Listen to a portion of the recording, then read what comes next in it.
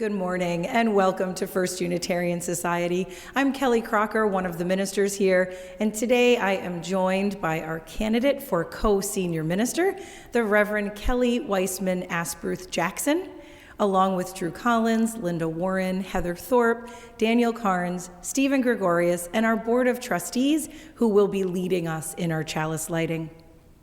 The vision of First Unitarian Society is growing souls, connecting with one another, and embodying our Unitarian Universalist values in our lives, in our community, and in our world. We are so glad that you are joining us virtually today, and we hope that you will join us in our very important parish meeting immediately following today's service. The only topic of this parish meeting is the calling of Reverend Kelly A.J. to join us here in the ministry of First Unitarian Society. The information for joining the parish meeting can be found on the homepage of our website, fusmadison.org. I invite you now to join in a moment of silence, to center yourselves, bring yourselves fully into this time as we join together once again in community.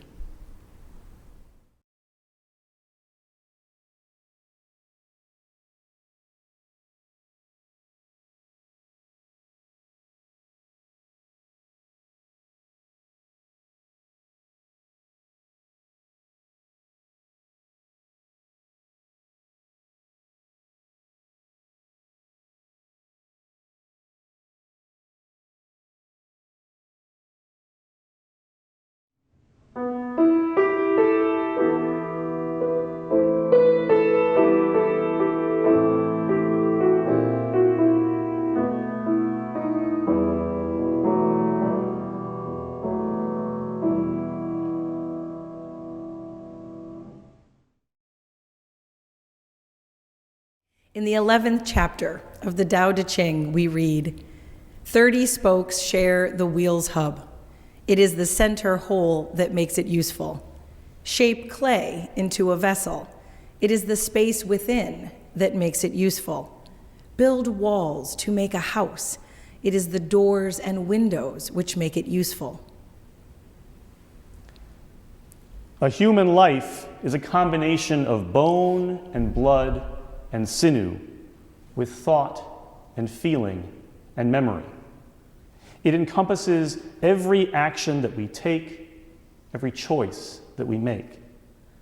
We always are, in some sense, everything we have ever been, every atom of our bodies, past or present, and every dream of our souls, even the ones which have gone unfulfilled. Viewed this way, existence is crowded not only with matter, with physical stuff, but also with all of our expectations and projections, all that we hope for and all that we fear. A congregation is like a single life in this way. It is its founders and its inheritors, the buildings that house it or have housed it, the covenant it espouses, and the lessons that it teaches to its children. Yet in order to grow and to change, to be a thing that lives, a congregation or a person needs empty spaces. The spaces cleared by loss or doubt, or just never having been filled quite yet. The space in which new visions can unfold and new people can find home. Through the gift of recorded light and sound, of fiber optic cables and satellite transmissions, we come together into one strong body at this hour. But it is our open-heartedness that makes this hour worship. I now invite you to join in our chalice lighting by lighting a candle or chalice in your home as the Board of Trustees leads us in our words of affirmation.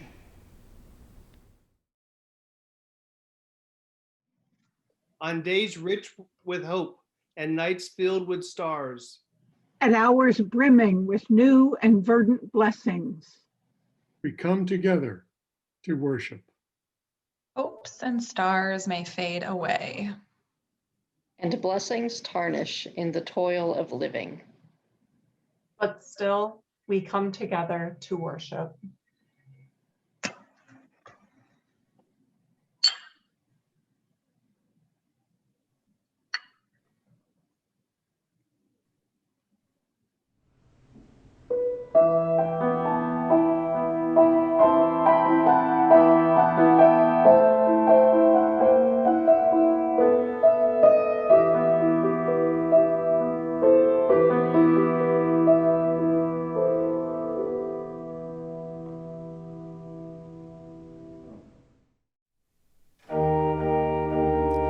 Please rise in body and or spirit to sing with us hymn number 318, We Would Be One.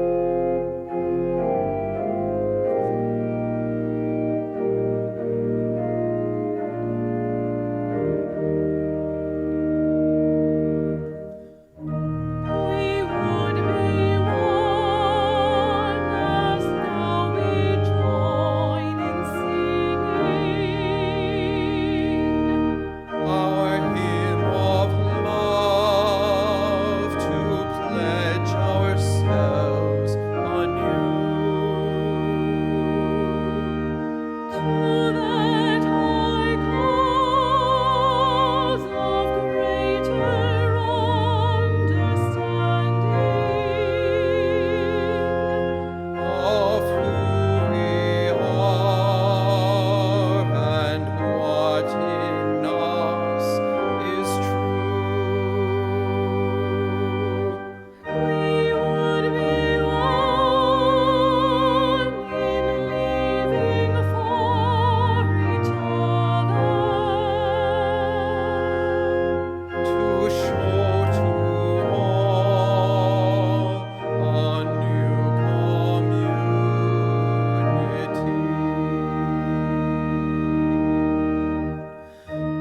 We would be one in building for tomorrow,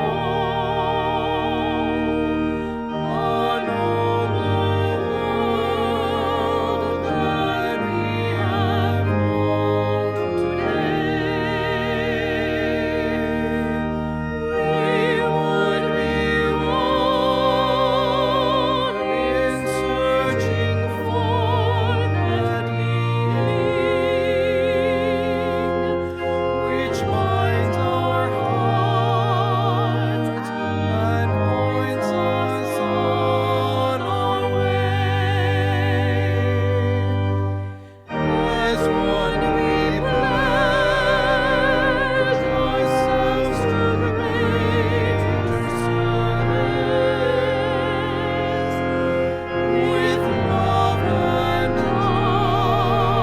justice strive to make us free.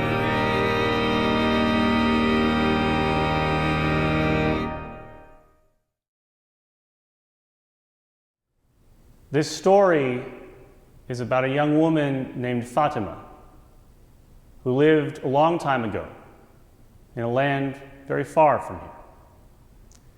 Her father was a spinner, and he taught her his trade, taking fibers and spinning them into long, thin, very strong threads for sewing, or taking some other fibers and twisting them into long, thick cords that they would wind together into strong, sturdy ropes. One day, Fatima's father said, "We have business in another country. I would like you to come with me on this journey." So they set out across the sea. They got aboard a ship. They sailed for some days until a storm came, and the ship crashed on some rocks far from the land they had come from and far from the place they were going to. At the end of the storm, Fatima was washed up on shore, the only person to survive the shipwreck. Coming up out of the sea alone, she made her way to look for wherever there were people around. She found another city, a place that she did not know. She tried to find work as a spinner to support herself, but she could not find work in that field until she met a family who took her in and adopted her as their own. They had a different line of work. They were cloth makers. They would take materials and make beautiful and very strong bolts of cloth. Just as Fatima had made the basic elements for sewing cloth together, now she learned how to make the cloth itself.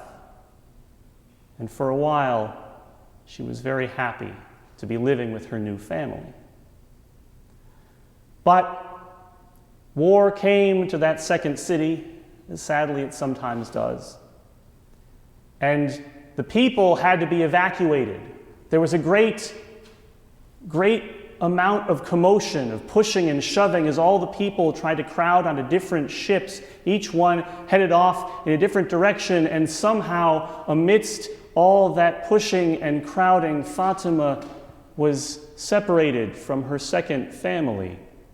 They were swept up onto one boat. She was swept up onto another. And when it reached its destination, she had no way of knowing where that second family was. So, in this third city, she set out to find work. She said, I could be a spinner if someone needed a spinner. I could be a cloth maker if someone needed a cloth maker. But she could not find work in either of those fields. Finally, there was a person who owned a logging camp who took pity on her and said, it is hard work, harder than anything you've done before, but I will teach you the trade if you would like.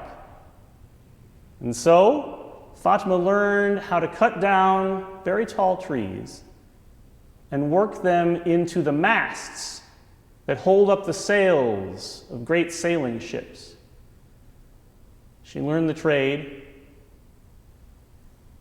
It wasn't necessarily easy, and sometimes it was lonely work. But she made a living for herself in that way. And one day, the person who had taken her in that second time taught her this new business of making ship's masts, said, I am sending a whole ship full of masts to a faraway country, and I need you to go with them to make sure that they arrive in good condition, that the buyer is satisfied. What could she do? She went. While they were on the sea, the ship was attacked by pirates. And not knowing what else to do, Fatima hid down in the hold behind the masts, hoping that no one would see her. Luckily, it worked. And when the pirates reached port and tried to sell their stolen ship's masts, Fatima was able to sneak out of the hold again. She was free, she was safe, at least from the pirates, but she was in a strange country, did not know what she would do with herself. Now, as it happens, in this particular country, there was a legend about a woman who would come from far across the sea. And this legend was so widely believed and appreciated that every year the emperor of that nation sent guards around to every city and every town looking for a woman who had come from far across the sea to see if this was the person that the legend spoke about.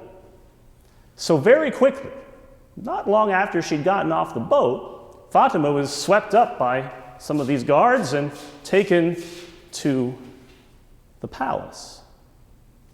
The palace, she was brought before the emperor, and the emperor asked the question that would tell him if she was the person spoken of in the legend or not.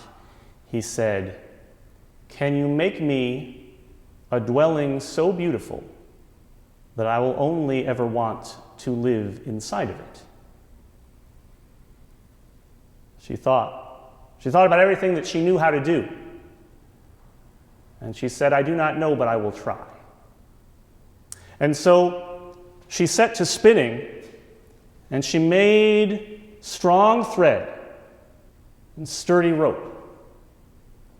And then she set about cloth making, and she made great bolts of strong and beautiful cloth.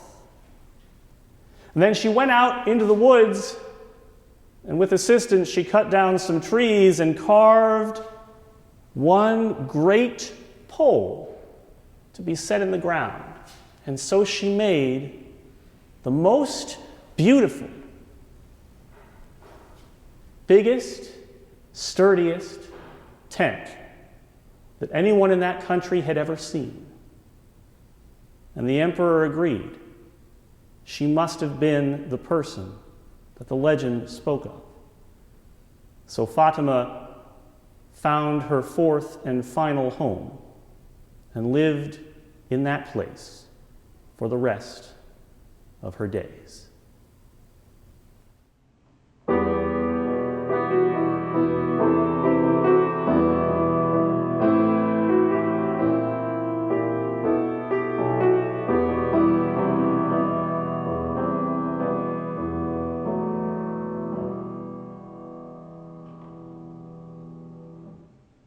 I invite you now into this time of giving and receiving, where we give freely and generously to this offering, which sustains and strengthens our community within and beyond First Unitarian Society.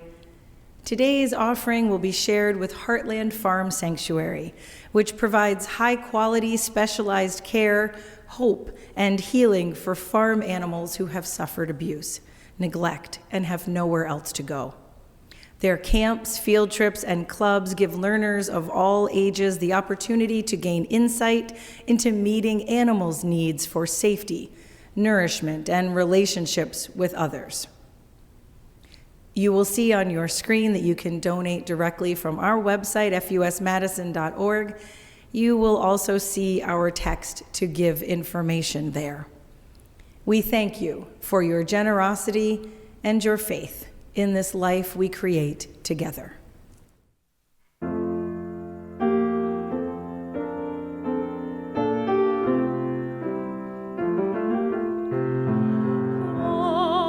Water parted from the sea may increase the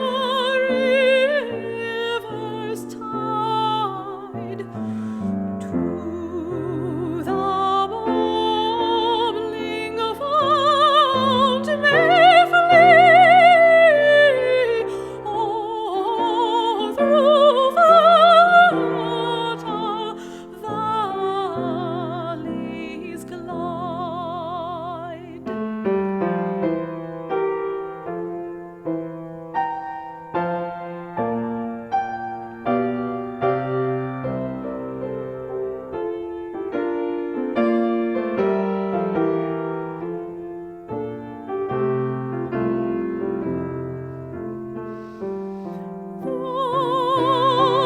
In search of lost repose through the land, 'tis free to roam. Still it knows as it flows, panting for its native home.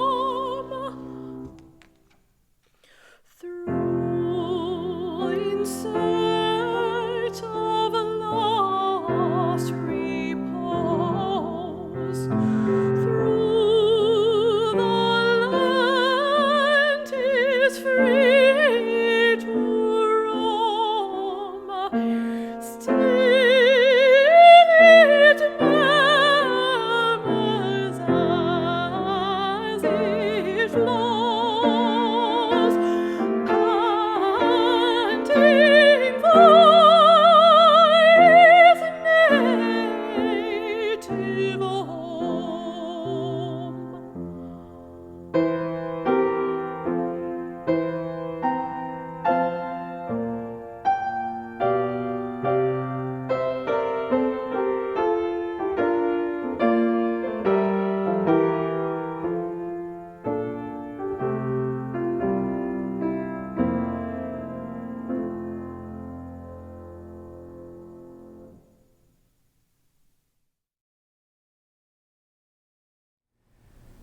Standing on a thin patch of grass between the road and a huddle of trees, we waited for it to arrive. We leaned out from the signpost, watching down the winding street of cobblestone and asphalt, anticipating. We had our hiking shoes on, and I wore a big, ridiculous hat to keep the sun off of my face. The two of us, my then partner Sarah and I, were visiting central Mexico, staying with a local family and studying Spanish. Each morning and afternoon, as we walked from our host family's house to the school and back again, we had seen it pass us by. The bus. After the first several days of exploring our neighborhood, we wanted to see what the downtown was like, to visit the cathedral and the Zocalo. And that meant taking the bus. It was shorter than the city buses we were used to in the States, painted white with tall-backed, comfortable-looking seats. When we spotted it coming around the bend near the lavanderia, we flagged it down, paid our fare, and took our seats near the back. We watched together out the window as the new geography of our daily lives flew by quickly at a jostling pace. We passed Farmacias Similares, whose corporate spokesman is a round-bodied cartoon pharmacist with a bushy gray mustache named Dr. Simi. One of the employees was out front in their Dr. Simi suit, dancing to Mexican pop music to attract business. He waved to the bus. We waved back. After 10 minutes or so, we'd gone further than we'd ever gone on foot before, crossing into unfamiliar territory. On the right, we saw the new Costco shopping center built on a hillside of flowering plants with an attached art gallery. For a little while, I tried to keep count of the restaurants I saw. Most were either Italian or Japanese, and Italian was winning. The newer and the older parts of town were so mixed, but as the buildings got closer and closer together, we began to see more people walking along the street, and we knew we had reached the heart of the city. We watched for the cathedral, the stop where we were told we should get off. It never came. We did see it from a distance a few times. First up ahead, but then later behind. After a while, the buildings got further apart. The people thinned out and then nearly disappeared. The bus, once filled to capacity, grew more and more empty. We had gone too far.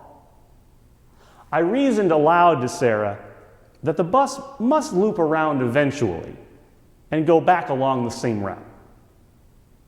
As we went further and further on, I hoped that I was right. Eventually, the houses outside our window just stopped. No one had gotten on or off of the bus for what seemed like a long time, and the road brought us right up to a steep drop. It turned sharply and zigzagged back and forth down the hillside. At the base, the bus pulled up to a little cinder block building with iron bars over the entire front face. It was a convenience store, but customers weren't allowed inside.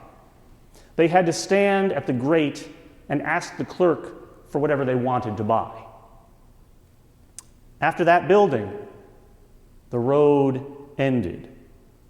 There was nothing but jungle ahead. The driver turned off the bus and got out.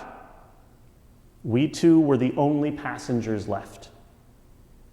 The sun began to set, and the noises of the early evening began to seep out of the forest. We had no idea where we were. That moment, sitting on a bus at the forest edge, night coming on gently, was the most lost, the most physically lost that I think I have ever been. I had just enough Spanish that I might have asked, ¿Dónde estamos? Where are we? But not nearly enough to understand the answer. Now, I may not always know what I'm doing, but I usually know where I am. And not knowing something as basic as that leads to a lot of uncomfortable feelings. Fear and frustration and regret and uncertainty.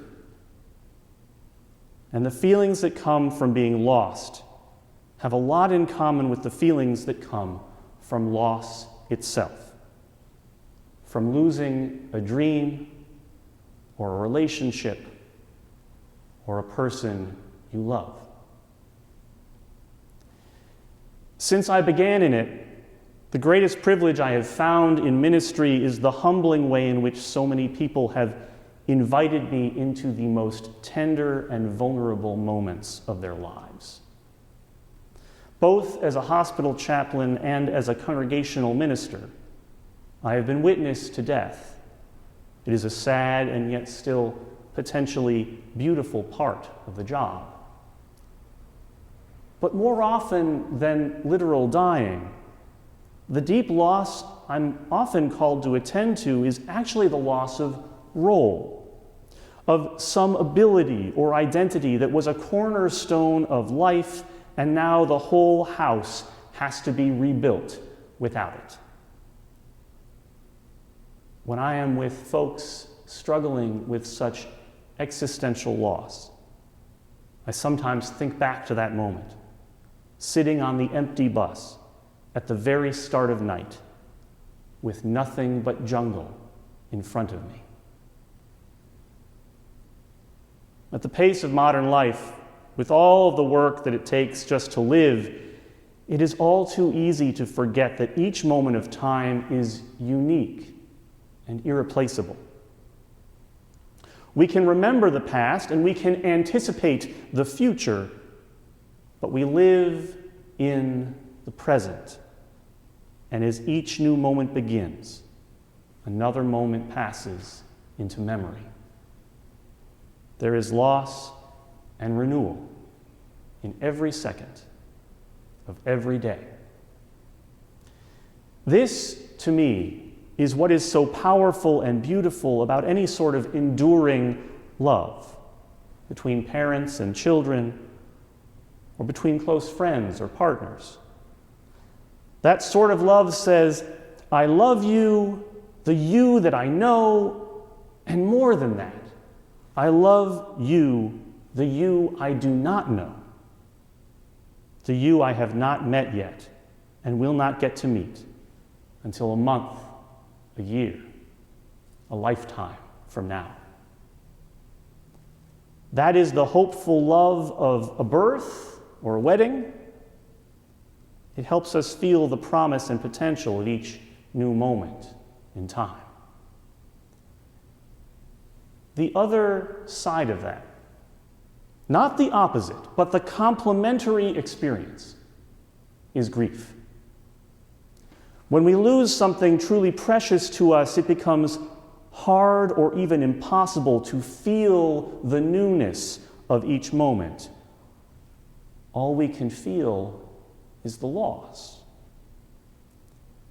In their essential work, Proverbs of Ashes, in which they challenge the faulty theology of salvific suffering. Rebecca Parker and Rita Nakashima Brock speak to the necessity and transformative power of grieving. They begin with these words: "Grief knows that life has been altered with finality. There are depths of loss for which there simply are no words. Both in the hospital and in the parish, there have been times when I have sat with a parent or a lover of someone who has just died, and that was the only thing that seemed worthy of saying, 'There are no words.' Grief, with its anger and its sorrow and its fear, is a thing we need in the course of life. And those who need it ought to be allowed to have it." Continuing, Parker and Brock speak of the creative power of loss when they observe that those who mourn experience the mystery of a presence that is not wholly lost, that accompanies the living with a tenderness and power that alters their lives. The world changes. The surface mask thins. Life becomes luminous with fire. The heart expands its breadth. Love is as strong as death. Getting to that place, however, and moving through the emptiness to a new relationship with life is rarely easy. The Buddhist teacher Pema Chodron explains how she came to be a Buddhist by telling the story of the end of her marriage. She writes, "We lived in northern New Mexico. I was standing in front of our adobe house drinking a cup of tea. I heard the car drive up and the door bang shut. Then he walked around the corner, and without warning, he told me that he was having an affair and he wanted a divorce. I remember the sky and how huge it was. I remember the sound of the river and the steam rising up from my tea. There was no time, no thought. There was nothing, just the light and a profound, limitless stillness. Then I regrouped, and I picked up a stone, and I threw it at him. It was anger, a powerful, overwhelming anger at her husband that set Pema Chodron on the road to finding not only her religious identity, but her life's work. When her marriage ended, she found that she could not get comfortable. She could not find solace or refuge in her new reality as the person that she used to be. She tried hard for a long time, but it didn't work.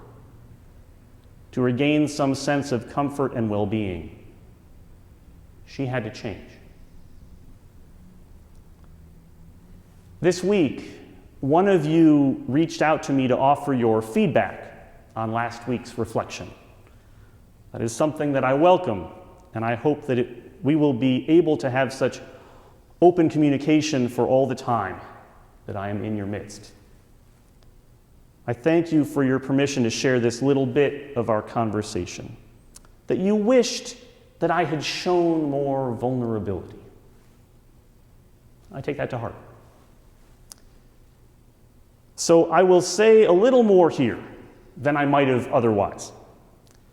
Although I have told that story about riding the bus all the way to the end many times before, both from the pulpit and just in conversation, a year or two ago, I could not possibly have shared it with you.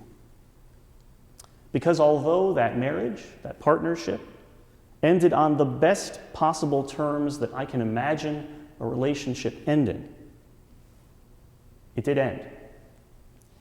And yet, in my memory and in that story, we are still both sitting at the back of that empty bus, still married, still in love. What had previously been a metaphor to me, my experience of being physically lost, to pair with someone else's experience of being emotionally lost, had turned in on itself. The membrane of the metaphor collapsed. But today, thankfully, is not a year or two ago. As the author Zadie Smith wrote in her essay, That Crafty Feeling, there is a weird, inverse confidence to be had from feeling destroyed. Because being destroyed, having to start again, means you have space in front of you, somewhere to go. Think of that revelation Shakespeare put in the mouth of King John. Now my soul has elbow room. When my almost teenage daughter was very young, we got her a little multicolored plastic fish with grooves and nubs on it for texture. It was the sort of chew toy that can make it hard to tell whether it was meant for a young dog or a very young human. But this one was of the human variety, I assure you. Before she had any teeth at all, my daughter already showed an interest in biting things. So after being bitten more than a few times by her surprisingly strong gums, we decided that she needed a toy specially intended for biting, and we went and got her a little plastic fish. That was fishy number 1.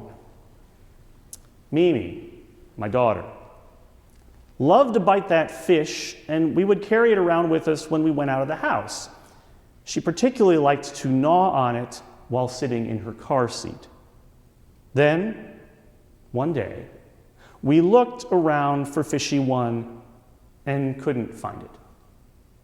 We looked behind things, in things, underneath things, but it just didn't seem to be anywhere. So Mimi made do for a little while. She was and is a very adaptable child. There were times, though, when we wanted to give her a toy to chew on, particularly as her first teeth began coming in, and we found that what we really needed in that situation was that same lost toy. So we went and bought another one. That was fishy number 2. We lost fishy number 2 about 2 days later. It was that kind of lost where you don't even bother looking for the thing. We'd been out of the house all day before we even realized it was gone. Once again, we had no fishy chew toy to give to Mimi, and by now we felt committed, so we went back to the store and we got fishy number 3. Now the next week we found fishy number 1. It had fallen down behind her changing table, and when we happened to move it one day, there it was, the original fishy. The lesson that I take from the story of the 3 fishies is as follows. There are some things that we can lose and then find again. There are some things that we lose that are not coming back. And there are some things that we can only find because we lost something in the first place. Back at that bus, at the edge of a jungle in central Mexico, we could not stay lost forever. Eventually, the driver returned to the vehicle, and we wound our way back up the steep hill.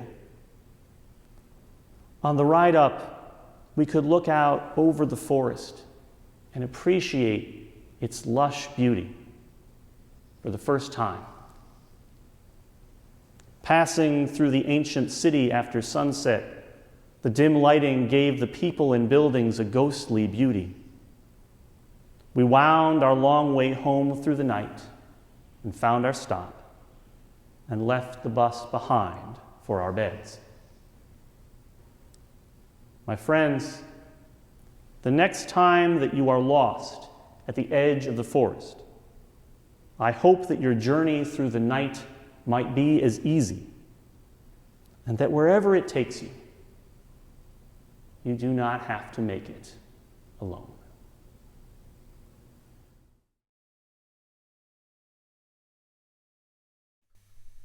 Walk down that lonesome road all by yourself. Don't turn your head back over your shoulder, and only stop to rest yourself when the silver moon is shining high above the trees. If I had stopped to listen once or twice, if I had closed my mouth and opened my eyes, if I had cooled my head and warmed my heart, I'd not be on this road tonight. Carry on, carry on, carry on, never mind feeling sorry for yourself. It doesn't save you from your troubled mind. Walk down that lonesome road all by yourself. Don't turn your head back over your shoulder,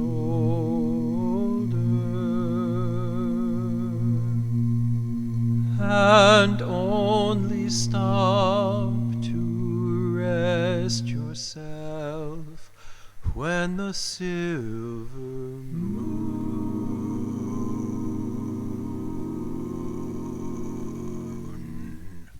is shining high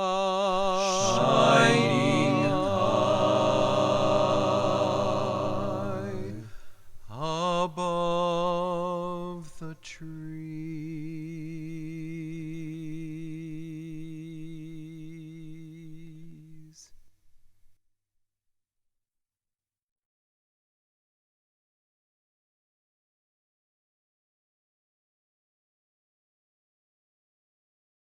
Each week we gather, bringing the fullness of our lives into this place, sharing with one another our losses and our celebrations, knowing they are held here in love.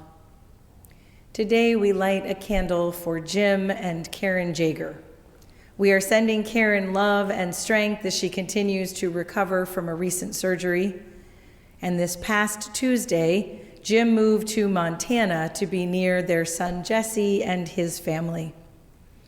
And while we will miss having Jim physically here in Madison, we are so very grateful that he will still be joining in our virtual groups and remaining here with us in this community we cherish. We light a candle for longtime member Anna Bender, who passed away on January 17th of this year.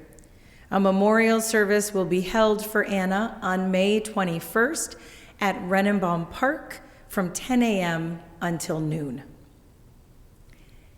And on behalf of Team Kelly, we would like to light a candle of gratitude for our search team, our board of trustees, and for all of you for the joy and the wonder and hope of this past week. A ministerial search process and a candidating week are no small endeavor, and we hold great appreciation for all that has been done to make this week successful. For each one of you that drove through the lot on Sunday to say hello, who showed up at a virtual offering, who watched these services. Deep gratitude for you and for all the blessings of new possibilities. And we light a candle for all the sorrows and all the celebrations that live within our hearts. May we hold ourselves and one another in love and in gratitude, remembering that we are loved just as we are, that we are connected with all that is, and that we do not journey alone. Blessed be, and amen.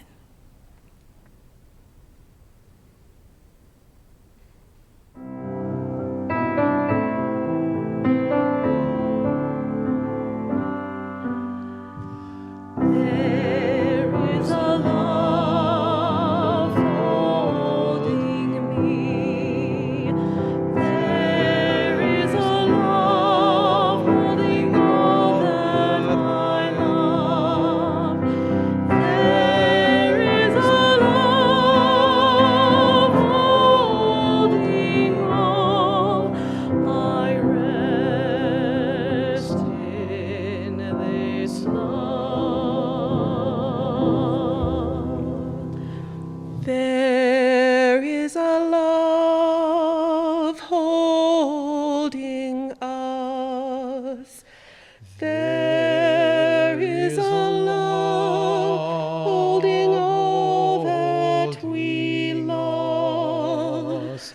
There is a love holding us. We rest in this love that we love. We rest in this holding all. We rest in this love.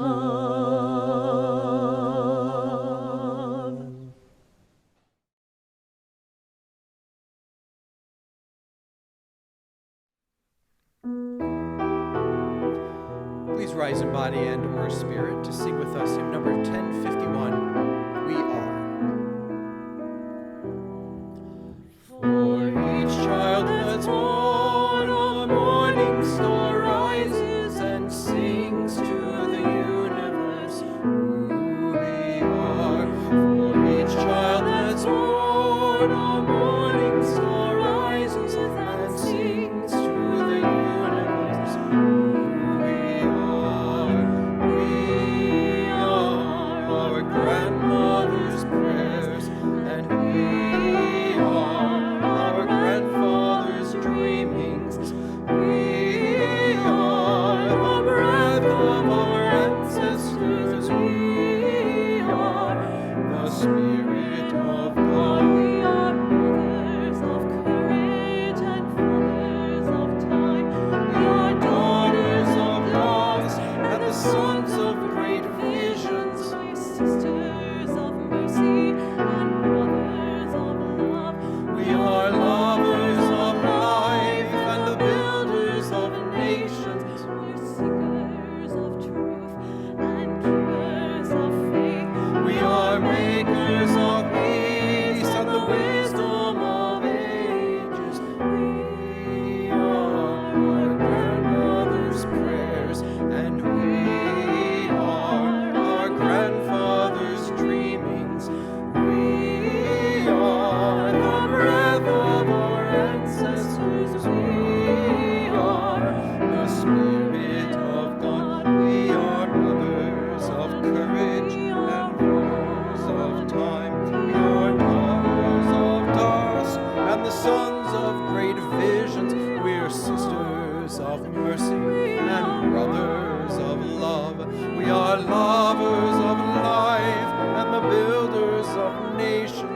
are seekers of truth and keepers of faith. We are makers of peace and the wisdom of ages.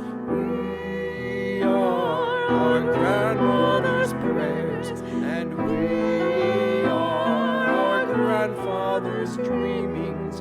We are the breath of our ancestors. We are the Spirit of God.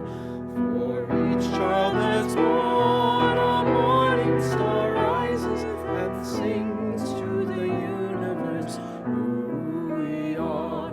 For each child that's born, a morning star rises and sings to the universe who we are. For each child that's born, a morning star rises and sings to the universe who we are.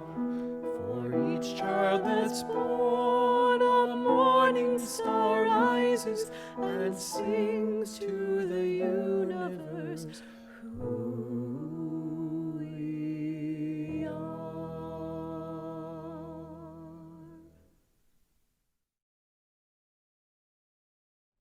Go and do what your heart demands you do. Where you have bread and others hunger, give. Where you have strength and others falter, lend. Where you are lost and others know the way, listen. Where wrong endures, yet people still struggle to undo it, hope. Amen.